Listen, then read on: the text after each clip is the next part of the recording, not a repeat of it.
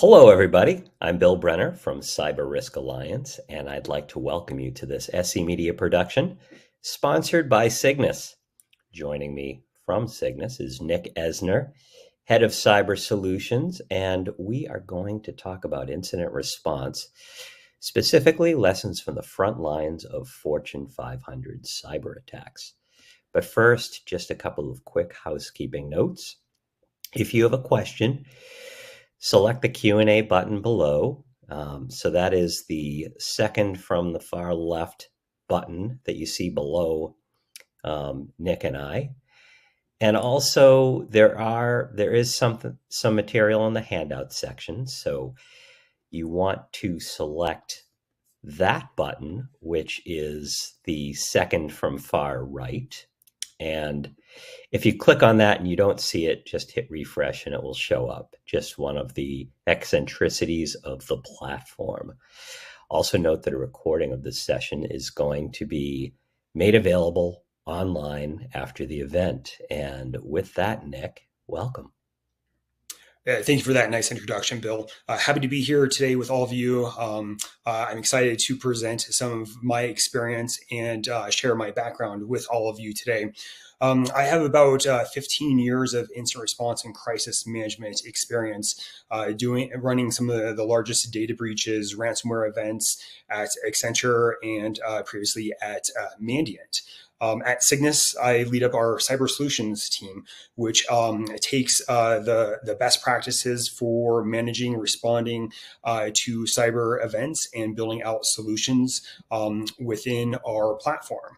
And what is Cygnus? It is a out-of-band crisis command center, a platform that essentially helps organizations respond, recover, and manage a cyber incident end-to-end. So right off the bat, Nick, talk about what life is like being on an incident response team. Yeah, Bill, I would say, in my experience, I would say one word: demanding. You are always tethered to your phone, so to speak. There is a joke amongst us that many of you could probably resonate with, is that the phone only rings on Friday afternoons, and it's no joke. This requires a sacrifice on weekends, on some holidays from family. But I think it's all in our blood, so to speak. The responders. With my experience, or should I say, battle scars, being on some of the front lines here, seeing what works and what doesn't work, and specifically more recently, it seems like, talking with all my colleagues, there's been an uptick since summer on just activity of matters across the world, and generally, it's very simple to say. I think we could all agree that cyber attacks are having a larger impact on organizations today, specifically with ransomware and then the cyber extortion. Threat actors are purposely making it harder for organizations to recover. Threat actors, ransomware groups, they are adjusting their tactics, their negotiation means, their speed, so they can scale their attacks. They are all about, unfortunately, I'm going to say the word volume. That is their tactic. And, whether they are targeting your intellectual property at your organization, your customer data, ransomware, encrypting your production systems, you're encrypting your databases. The purpose for them is to shut down your ability to do business. And obviously, with the element of data exfiltration, we have seen a pivot of some threat actors skipping the encryption piece and pivoting just to the exfiltration piece, in order for you to obviously pay that extortion ransom amount. It is unfortunately, it's a criminal marketplace. And when we see threat actors compromising your environment, obviously, your technology is impacted, and this means your business is down. So this is no longer a IT problem per se. This has now turned into a business problem, as you're unable to service your customers, deliver your products, etc. And so from this perspective and this business impacts that we're seeing it on the news, this is forcing board of directors to be engaged in the response to the crisis. And because these crises are now having a material, financial, a reputational impact to the organization, to the brand, to its customers. So the threat actors essentially have now pulled in the business, have pulled in the board into these responses. Mm-hmm. So I do want to share a very recent experience that I've had as part of this. Is we were recently called into a global manufacturer, and that was impacted by clop ransomware. And I kid you not, again, it was the weekend. It was a Sunday morning, in fact. And my CEO called me. I was at brunch. I'm not kidding. And I answered his call and I dropped everything. And the very first thing we do is mobilize. And with most ransomware, it involves a domain compromised credentials, and the potential for the compromised communication channels. This organization did not have out-of-band comms planned for such an event. And it was not a Cygnus, a customer at the time either. And so obviously when you get the phone call, when we respond, we mobilize with the organization, we don't know what we're walking into. Literally, that's all the information I had. And now we have to respond with a course of action here. For this organization, the ransomware encryption impacted their manufacturing and their OT systems globally. And now keep in mind, it's now Sunday around noon, and so their entire manufacturing has stopped. This means no product could be made or shipped with these systems being down. And so as it was Sunday noon for me, this meant that in Asia, it was Sunday night. And they, the response team in North America was trying to wake up people in Asia to get people on site and start doing anything they could to contain the ransomware that was impacting the manufacturing sites in Asia. And the first challenge I saw here was that they couldn't access their response plans, their DR plans, continuity plans, because they were all hosted on SharePoint, and SharePoint was inaccessible. They couldn't even VPN into the environment. So I sat back and I was curious, like, so who are they calling right now? And so basically all I heard was, I could text this person. I can try and text that person. Hopefully they respond back. So that didn't give me a very good sense of confidence in their ability to respond at this point in time. And now let's fast forward to Monday morning, business hours in Asia. As employees were coming back to work, back to the sites, they started turning on the OT manufacturing systems. And from an IR response perspective, this was killing me. From a threat actor perspective, we didn't have containment, but they at the remote sites in Asia were bringing compromised systems back online that they had taken down overnight. So it added a lot of frustration from a response perspective. So a couple questions. One my own, but I'm going to start because our first question from the audience has come in. And the question is whether you have federal, state, local contact information in your incident response templates. Yes, so the response templates should have local contacts for specifically to engage, whether it's law enforcement assistance, and not just that perspective, but also your IR retainer firm, your outside counsel, other recovery firms, anyone that if you think about it, phone a friend type of a scenario, anyone that you may need to engage in a response or a recovery should be in that response plan and should be accessible beyond just being for this scenario. This client had it on SharePoint and was not available.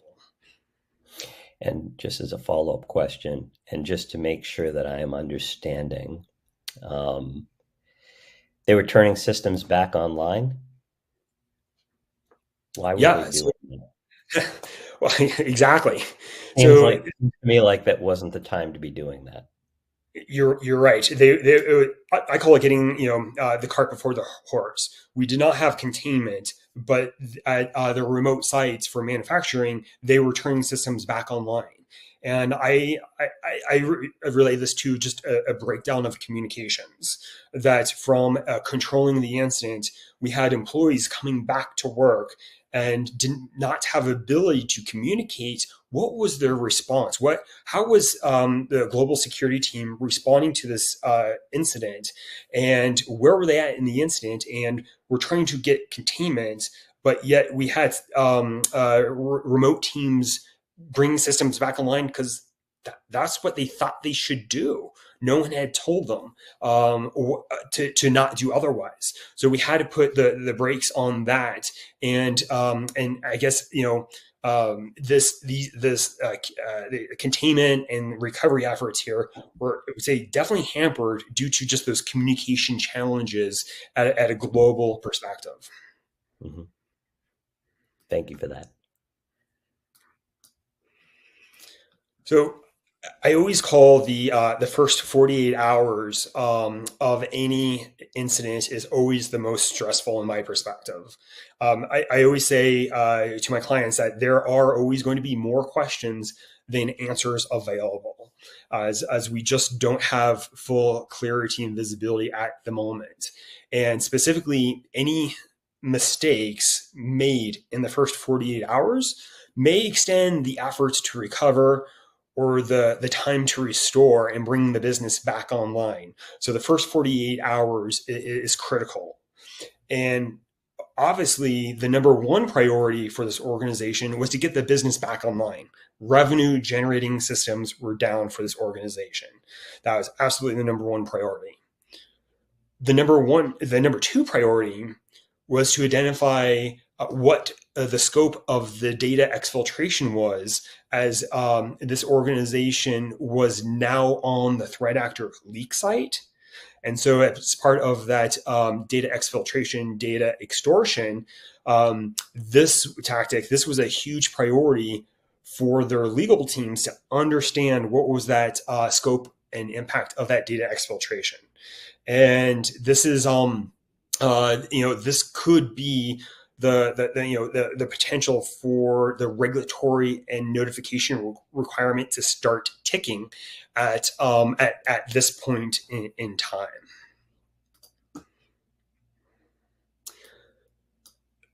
The number three priority for this organization was supply chain. So think about, without the ability to ship products to their customers, they had to manage the concerns of their customers that weren't getting promised deliveries globally, and meeting those expectations and communicating up and down the actual entire supply chain. And so that was the number three priority, to be able to manage that of the supply chain. And the CEO was very stressed, as they weren't sure if they had all the data points they needed to instill confidence when they were meeting with their main customers and vendors. So the organization was proactively communicating with their critical customers and vendors to inform them of the cyber attack and what may be coming. And so likewise, for what the CEO was doing, For the board of directors, you also have to instill confidence to the board that as a leadership team that you got this, that we are 48 hours in, we don't understand, we don't have the full picture of the scope or the impact, and to understand, there's a lot of pressure of when the organization will be back online. You might not be able to answer these questions, but you want to instill that confidence that you got this, you got the right team and the right resources. So I have a question of my own, but there are also 3 questions from the audience. So I'm going to start there because this is the best point to ask them. So one member of our audience noted that he literally cringed when you said they started bringing systems back online, which, understandable, which is why I asked, why did they do that? But this person also asks where you recommend companies with large global presence, host their incident response plans and business continuity plans to access when something like this happens. Yeah, that is a great question. So you may have seen this yourselves, where when ransomware impacts the organization, it could take down SharePoint, your Confluence. You may not be able to access it remotely through Citrix VPN. And so the best practice, I'm going to say, is not to print it out. No one wants to carry call rosters with them, their playbooks when they're traveling. Is you have to host it in a out-of-band SaaS platform, and that way it is isolated from internal networks, from any potential impact from that perspective. So you have that availability of those response plans and playbooks. And it's just not the incident response plans. It's going to be any disaster recovery, any continuity plans, resilience plans, contact lists for your outside counsel. And that is what Cygnus is, one of the capabilities that Cygnus does provide. So in your experience, what are some of and you actually started talking about this, particularly with the first 48 hours, but in your experience, what are some of the common errors that customers make in their cyber posture that gets them to this place? Yeah, so there's lots of challenges. So I mean, you hope for the best, prepare for the worst. And from that perspective is, I think, going back to the first 48 hours is the ability to quickly mobilize a response team and a capability to be able to, whether it is to contain the threat actor quicker, to limit the scope and impact of damage in order to start recovering. And so, it's being able to execute quickly in a coordinated fashion from that perspective. And that takes a lot, especially when it comes to global organizations, multiple business units, regional security teams, regional IT teams. All of this has to be orchestrated together in a seamless fashion. Mm-hmm. And another member of the audience is asking, what did you do to maintain the chain of custody during the incident? So this is challenging, because if you think of your traditional security tools may be unavailable, maybe your on-prem systems that you would be doing your analysis, doing your live acquisition, live response from may not be available. So you want to be able to maintain that chain of custody and preserve that evidence. Essentially, you got to start bringing it offline. Especially, information about critical logs, patient zero information, information that's going to support data exfiltration analysis. You just be able to take that data and preserve it offline. And what I don't like seeing is when organizations will just share it on a Google Drive, for example, and Bill, I just give you access to it. And so, there we start questioning the integrity of the logs if we're just posting it to public share sites or something. And now a question of my own before we move on to the next slide. When the news of a breach is just coming out, what is your recommendation? Should organizations be proactive, come out with the facts right out of the gate, admit they've been breached? Or is there a point where it is too soon to be doing that sort of thing? Well, the challenge that we see in front of us right now is the threat actors are going to out you. They're going to shame you, your organization, that you are essentially their latest victim. And this is part of their tactic in order to bring your organization to the table to negotiate, to pay, etc. And so with that, organizations don't have the ability to really delay or stall time, as you will probably have to make a public statement sooner than you had hoped. And what there's a careful balance here of when you do go public, make a statement, is what information do you share? What information do you not share? Obviously, you have to admit it of there is an incident that you're investigating, and so you want to be able to craft a message that also instills confidence into whether it's your customers, your vendors, your partners, because there is an element here of there's still a lot of unknowns that may change the story of this narrative as more information becomes available. And some of these events right here could be the start of any potential like regulation timers, is when you make public statements about a potential incident. Now, this from the audience too, and then we can move on to the next.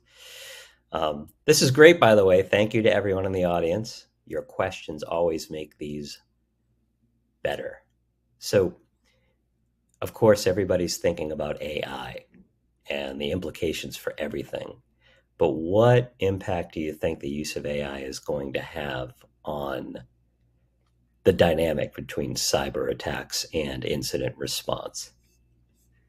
Right. Yeah. So there's a lot of conversations around AI.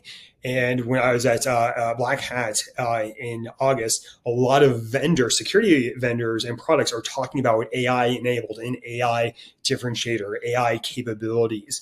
And I think, what we're seeing is this is just like step one from a vendor landscape perspective. But the other spectrum we need to look at is what are the threat actors doing with AI?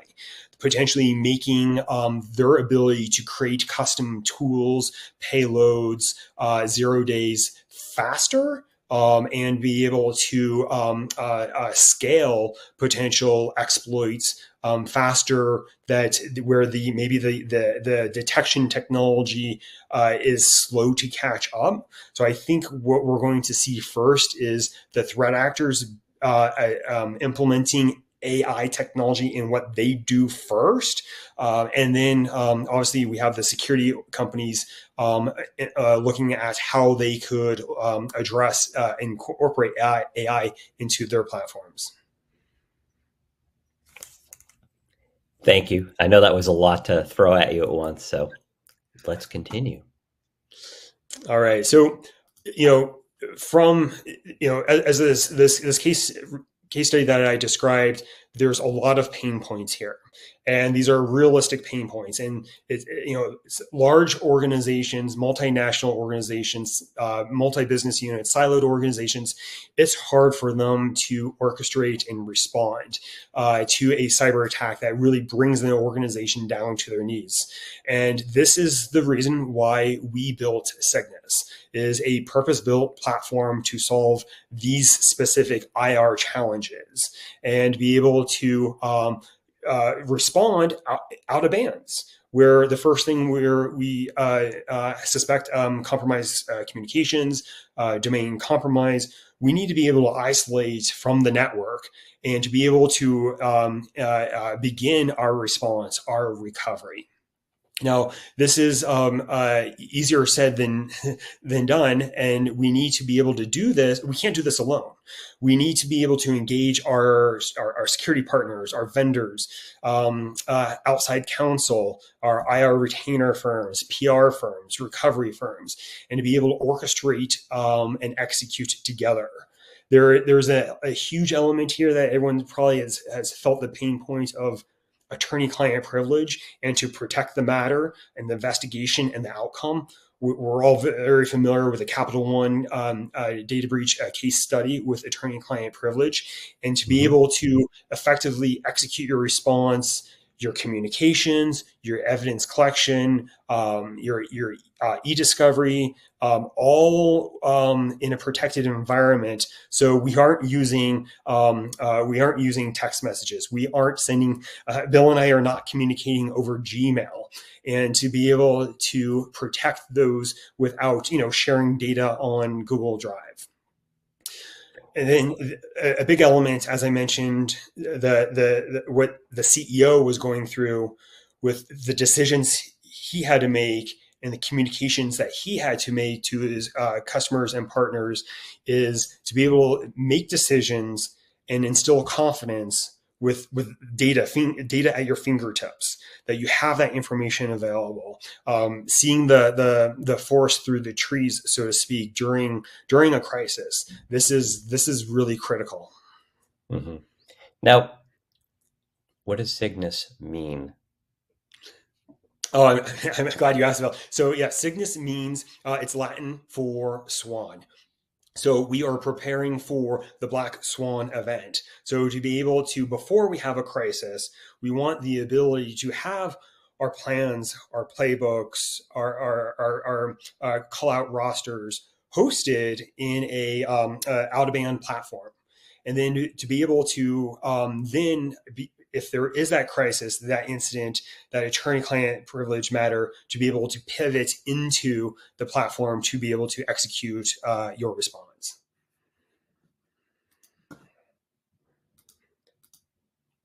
So this is, I just want to show with the slides here, is what does Cygnus look like here? And so, as I've been talking about some of the challenges, the pain points, and now the use cases for what Cygnus provides to organizations, and to help organizations with the response, recovery, and manage that cyber incident end to end, with out-of-bands communications, to be able to mobilize your third-party vendors and stakeholders, and to be able to start executing your work streams, your playbooks in a succinct fashion, and to be able to measure and report the progress of the matter. And so this is, and what you see here is just a little screenshot of mobile. It's pretty powerful to be able to execute, coordinate a response on mobile. And I'm not talking about text messages here or WhatsApp, is to be able to actually run a crisis, do the coordinations and communications off of your mobile. And that's one of the major use cases at Cygnus. And I joke with my friends is I've, as part of incident response, I've been doing tabletop exercises for years. And it seems that at the end of every tabletop exercise, I always give my client the same recommendations, is the ability to have that out-of-bands capability for communications collaborations, to be able to host your playbooks externally on a SaaS platform, to be readily available, and to be able to understand who's on first, who's doing what, and be able to control that chaos in the first 48 hours. Those always tend to be my top recommendations coming out of a tabletop exercise.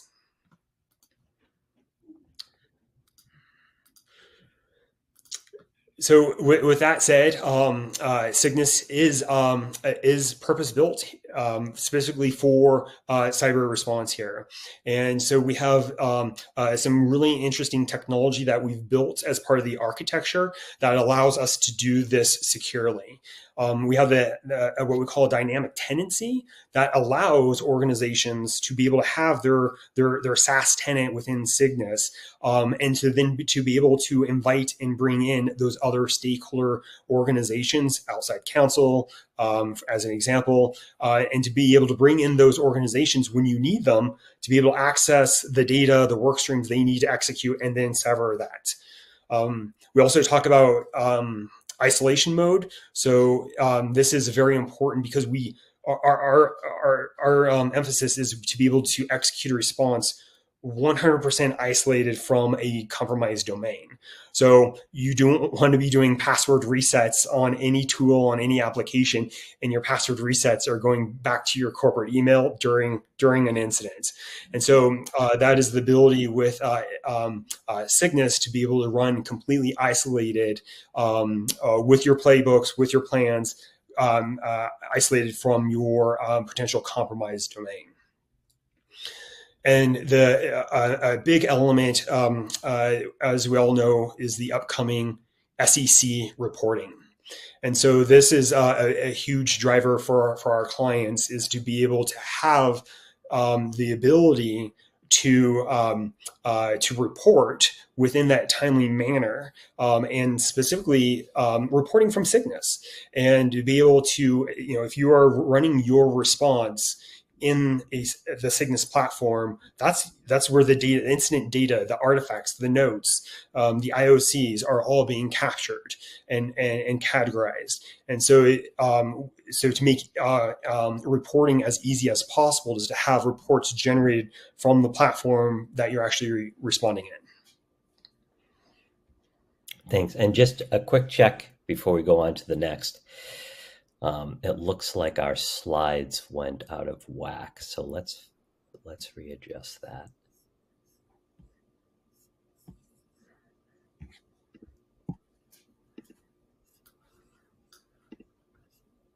Okay.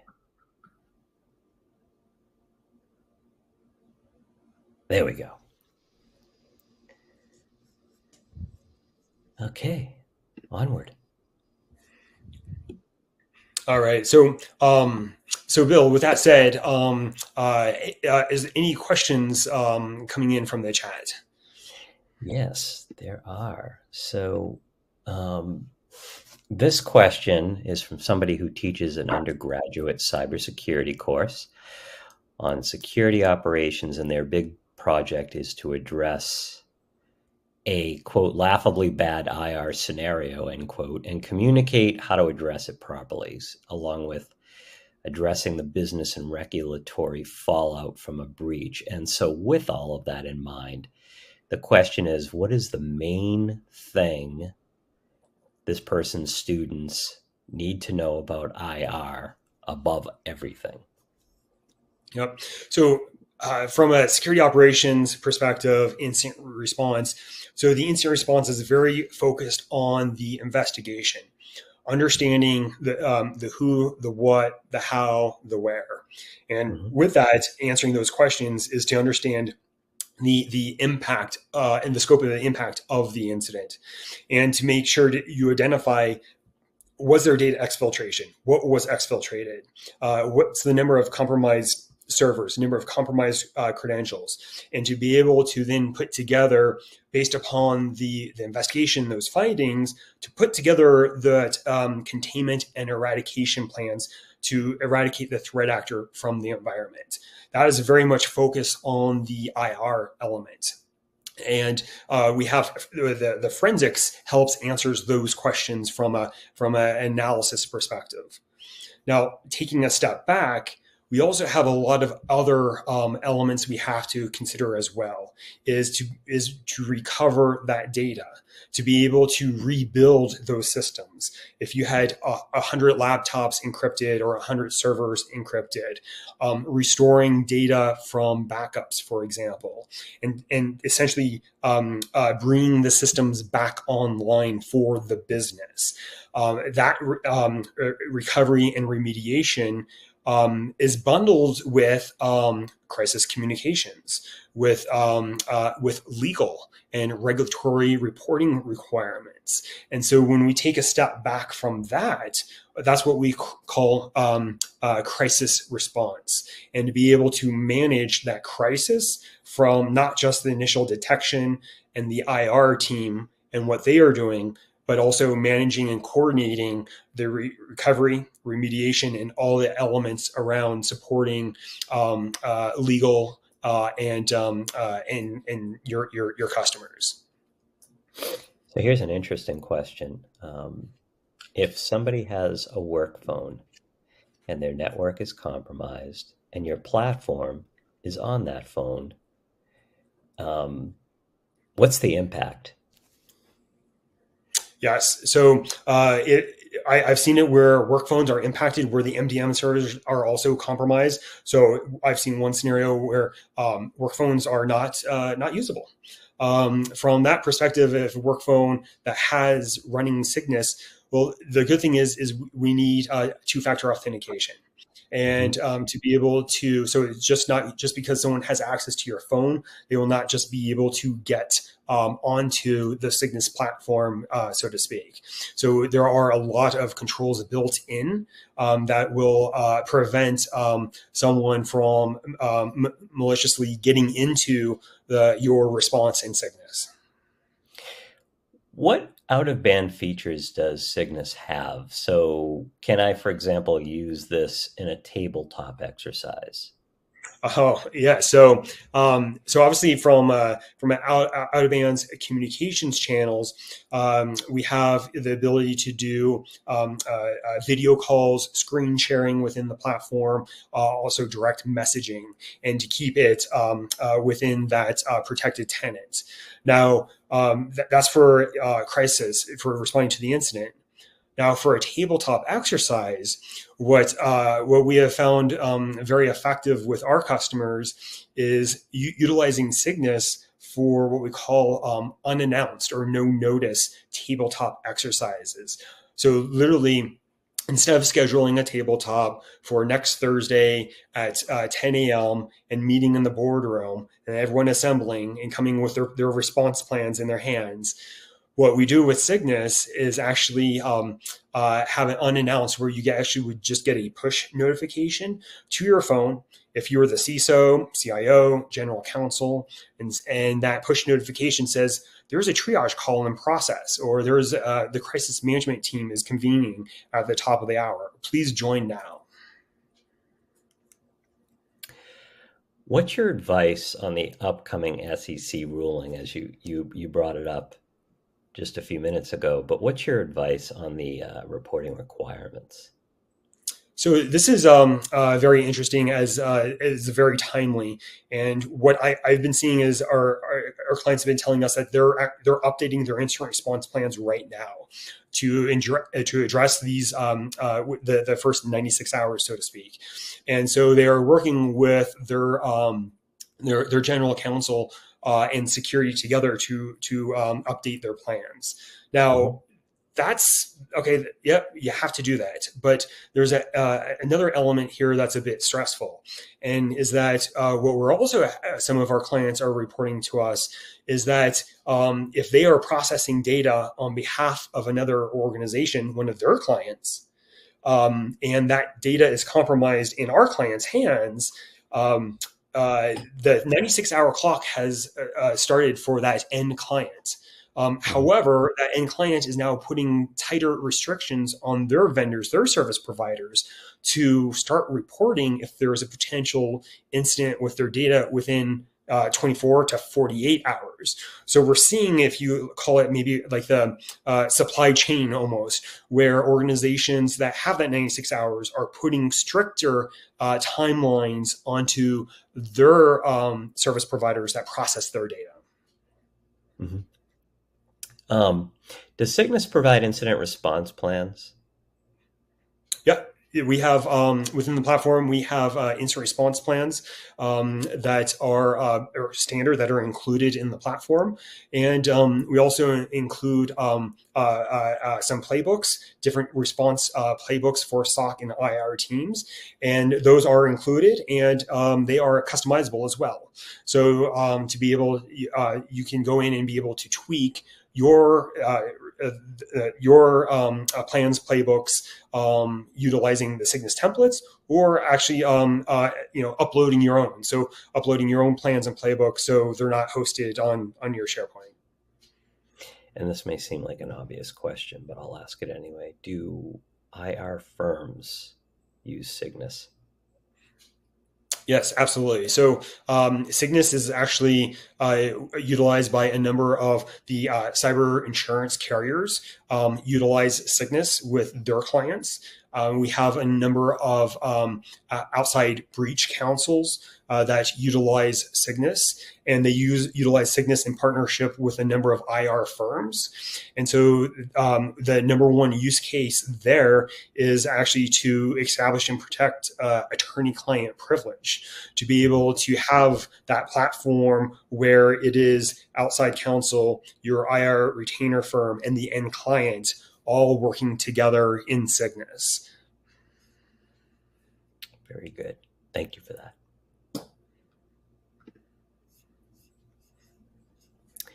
Okay, let me check to see if anything more is coming in from the audience. Again, to our audience, just so many great questions this time. Thank you so much for that.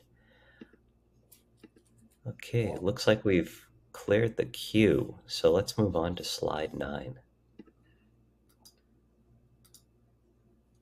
All right. So, I just want to have a couple leave behinds for the audience today. We have attached the first 48-hour white paper here on the platform that you could click to download. And I also want to direct you to our website, where we have additional resources and white papers that are also available on several of the topics that we've talked about today.